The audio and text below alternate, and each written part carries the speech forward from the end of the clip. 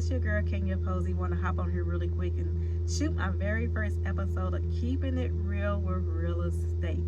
And so you guys just know that this microphone is real, but Keeping It Real is not on. It's just my co-host for the day, and I am your local real estate expert located in Las Vegas and Henderson, Nevada area. Hashtag the agent that cares. So, shameless plug really quick. Where am I located right now? I'm downstairs in the studio of Smooth Jazz Artist Jerez, J-A-R-E-Z, also known as my husband. You can find his music on all streaming formats. That is J-A-R-E-Z. So wanted to get that shameless plug out of the way real quick. Let us hop right into our first topic of Keeping It Real Real Estate, and that is, do you use your family and friends to represent you in your biggest transaction of your life, and that is your transaction of real estate? Do you use your family and friends as your realtor in your purchase of your homes? I know for me personally, back in 2006, I became a first-time home buyer, and I used my cousin, who is now currently my broker out of North Carolina as well too. Shameless plug for Century 21 Brooker Real Estate. I used my cousin as my first realtor in my transaction back in North Carolina when I purchased my first home. That was my choice, and I try to make sure that I support my family and my friends when it comes to their business endeavors. And you know, the most important thing was for me to make sure I support my cousin in her business at that time back in 2006. And now moving forward as a real estate agent myself, you know, we do want to be able to have that experience with our family and friends and represent our family and friends in that transaction. And it is very hurtful when we see our family and friends purchase their property for somebody else. But at the end of the day, you guys know that it is business. We understand your choices, and we respect your choices, but we just want to be honest. We're going to keep it real. We still be hurt.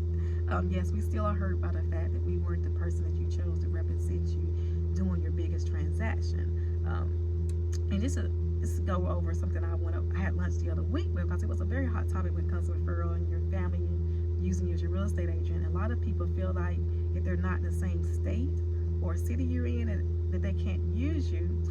And just disclaimer and just for informational purpose for you guys to know for future reference, that as a real estate agent, although we may not be licensed in all states, we can help you in every single state and internationally as well, because we have what we call referral partners and our business partners that we work with and team up with in those cities and states that help service us in those transactions in cities and states we're not licensed in.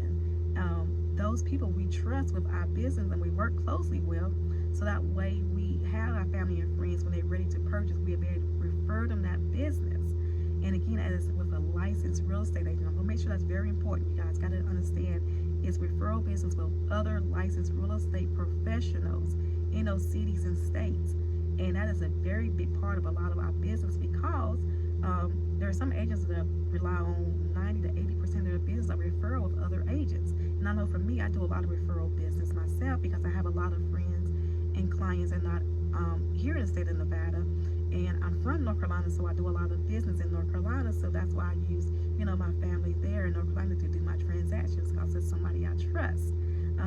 So at the end of the day, we want to make sure you guys understand the process. You want to come through to your family and friends to say, hey, I'm about to get ready to purchase a home. Can you help me? And that's solely what she was probably looking for her brother, so that way she could have helped her brother doing that transaction, because she could have referred him to somebody she knew and trusted in his city. And if somebody always wait for us to refer us their business, so we work closely with individuals. We want to make sure we work closely with individuals we know and trust in the business as well. We're going to put you in good hands with those individuals. So trust us during the process. We are what we license. We are the experts when it comes to the real estate business. And let's just keep it real. Some of y'all get advice from, you know, family and friends who are not even licensed, and they give you bad advice a lot of times. I'm just going to keep it real. They can give you some bad advice, and the information is not really true information. So just want to keep it real. And that is the main thing, is just keeping it real in real estate. And that was the very hot topic I wanted to come out here and talk to you guys about, because because I know for myself, we have other family members in the real estate business as well.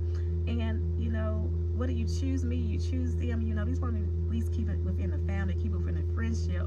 And just know that when it comes to your financial business, your credit scores, that's not our role to have and know that information. That's with you and your lender. So I know sometimes people use that as not as so much an excuse, but a reason why they may not use their family and friends because they don't want people in their business. But no, at the end of the day, we're not a privilege to that information. You can keep that with your lender. We don't have that. We don't have to know, no need to know that information about your personal information, about finances and your credit scores. We just need to know what you're approved for so we can get you out looking for that beautiful home to get you into that property. So at the end of the day, we want you guys all happy, and we don't want to feel hurt, but being honest, we do feel hurt when you don't use us, but we still love you. We still respect your decisions, and just know that we're happy for you and the decision you made at the end of the day. And that's just our topic for today, and that was keeping it real with real estate. The first topic of, do you choose to use your family and friends to support their business in real estate? Keep it real, you guys. Have a great one, and check me out on episode number 2. Not sure what the topic is going to be, but come back and check it out. I'm quite sure it's going to be something to keep you informed and something to keep it juicy for you as well too. So let's keep it real with real estate, and let's keep it going. You guys be blessed.